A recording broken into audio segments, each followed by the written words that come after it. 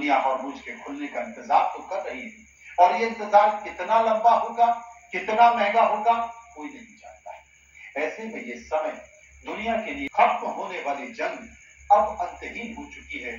किसी को नहीं पता कि ये जंग कब खत्म होगी, जिस कारण दुनिया के लोगों में दहशत है। समझिए.com में आज इसी मुद्दे को समझने की कोशिश करेंगे। हम एक एक सारी चीजों को जानेंगे और आपको बताएंगे कि सबसे बड़ा आफतकाल ये क्यों है।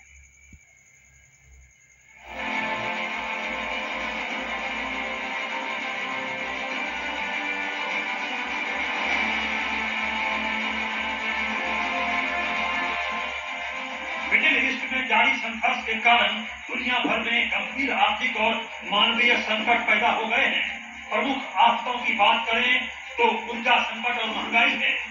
आपूर्ति श्रृंखला में बाधा से मुश्किलें हैं। विशाल मानवीय संकट से चिंता गहरा रही है। पर्यावरणीय क्षति से लोगों की जिंदगी मुश्किल में है। ग्लोबल राजनीतिक अस्थिरता के कारण पता नहीं क्या होगा और क्या नहीं। तेल और गैस सुविधाओं पर हमले से ईंधन की कीमतें बढ़ रही हैं। इससे यूरोप और एशिया में मुद्रास्फीति बढ़ रही है। हर जगह महंगाई दिख रही है। देशों की इकोनॉमी चौपट, शिपिंग मार्गों में बाधा से भारत, चीन, जापान और फिलीपीन जैसे देशों में तेल की आपूर्ति प्रभावित हो रही है। इससे कई देशों में एनर्जी लॉकडाउन लग चुका है। जंग के कारण विशाल मानवीय संकट दिख रहा है। लेबनान में लाखों लोग विस्थापित हो रहे हैं, जिससे शरणार्थी संकट गहरा चुका है और आम नागरिकों को जान माल का भारी नुकसान हो रहा है। लोगों की नौकरी पर खतरा दिख रहा है। ढांचे पर हमलों से विशाल पर्यावरणीय परिणाम पैदा हो रहे हैं। ग्लोबल राजनीतिक अस्थिरता मुख्य संकट है। युद्ध के कारण क्षेत्र में अमेरिकी और अन्य संबंध ताकतों के बीच तनाव बढ़ चुका है, जो वैश्विक स्थिरता के लिए बड़ा खतरा है। अभी तो केवल प्रत्यक्ष तौर पर अमेरिका, इजराइल और ईरान युद्ध में है। दूसरे देश कूदेंगे तो गुटबाजी बनेगी और अणुबम से हमला कर दिया या परमाणु ठिकानों पर हमले से लीकेज हुआ तो बड़ी मुश्किलें खड़ी हो जाएंगी। मिडिल ईस्ट में अब कहां किस वक्त बम गिर जाए कोई नहीं जानता।